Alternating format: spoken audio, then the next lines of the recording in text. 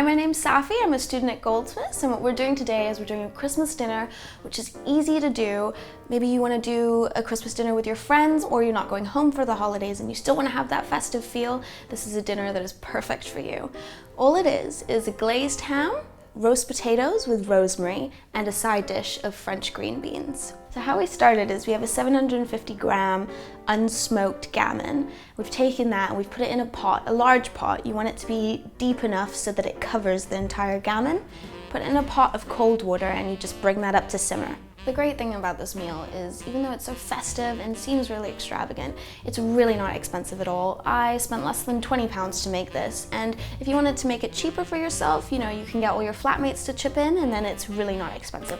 Chop some carrots, leeks, onions, and just chuck that in with the gammon. Really, you're just creating flavor for this broth. You want to sprinkle a couple of cloves, bay leaves, and a crack of black pepper. For 750 grams of gammon, we're just going to cook this for an hour.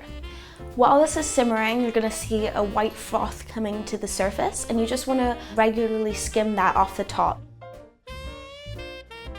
Next, we got started on peeling our potatoes and chopping them, and then we boiled a pot of water and chucked them in there for 10 minutes or until they're fork tender. Next, you just want to sift the potatoes and put them into a baking tray lined with olive oil, a good serving of olive oil, because you want to coat the potatoes with that. You just want to sprinkle some salt and pepper, maybe a tiny bit more olive oil on the top. So you just want to make sure the potatoes are on a single layer, because you don't want to overcrowd the pan, because then you won't get that very nice crisp. Pop them in the oven for 30 minutes, and that should be roughly the last 30 minutes that the gammon has to boil. While the potatoes are in the oven and the gammon's on the boil, I've just started the glaze, and all you need to do is put brown sugar, runny honey, and 2 to 3 tablespoons of Dijon mustard into a pan. And you want to have the temperature on low because you don't want to burn your sugar. The important thing about the glaze is you want to do it to taste. So if you want it more sweet, then add more honey. If you want it more peppery, then add more Dijon, but make sure to taste it so that you know which you like. Now for the potatoes, we haven't put any herbs on them yet, and that's because we don't want the herbs or the garlic to burn. So what we're going to do is we're going to make a little rosemary mixture. It doesn't have to be rosemary. You can really personalize what you want to put on your potatoes, sage, thyme, whatever. My favorite's rosemary and garlic. Break off some cloves of garlic. You don't have to chop them, don't have to peel them, nothing. Just chuck them into the bowl as well. A little crack of salt and pepper, a little bit of olive oil so it coats everything, and the tiniest bit of vinegar. This is just to give the potatoes a little bit of a kick.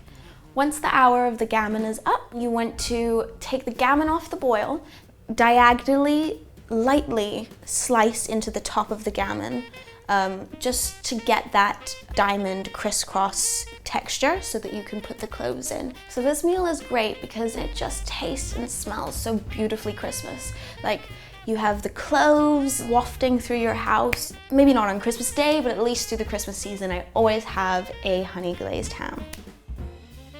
Take the potatoes out because they should be ready at the same time. You just want to squash the potatoes a tiny bit, not too much to flatten them, just a little bit so that you create a bigger surface area so that there's more crunch. Sprinkle that herb mixture all over the potatoes, and then at the same time put those both into the oven because they should cook evenly. While the gammon and the potatoes are in the oven, I'm just going to get started on the mixture for the green beans. It's very simple, but they taste amazing. So all you want to do is chop up some shallots, 2 shallots I would say, and then 1 clove of garlic. You don't want to overpower it too much. And then into the bowl you want to say 2 tablespoons of Dijon mustard, and you can taste and add more if you want more. And then I would say 1.5 tablespoons of white wine vinegar into the mixture.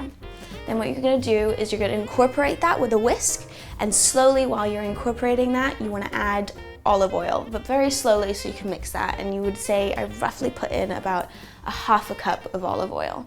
You mix that all together and set that aside for minimum 15 minutes. So it doesn't matter how well in advance you use that, but minimum 15 minutes so all the flavors incorporate into that mixture. So the key to a really good honey glazed ham is just giving it lots of tender loving care. You just want to glaze it every 5 to 10 minutes, I would say, while it's cooking. Then while that's in the oven, I get started on the green beans, but you want to leave these to last because they really don't take any time at all. You just want to bring some water up to boil, add a little bit of salt in there, and then chuck your green beans in. They roughly take 4 to 6 minutes. Mix in the green bean mixture with the green beans, and then you want to sprinkle over that a couple of capers, however many you like, and then you're ready to plate up. I live about 2 minutes away from Goldsmiths. Really easy. I live with all Goldsmiths students, 6 of them. Big household, especially around the holiday season, you know, just having a warm environment in the house. It really makes you feel like you're at home, even though you are away from home. Home away from home.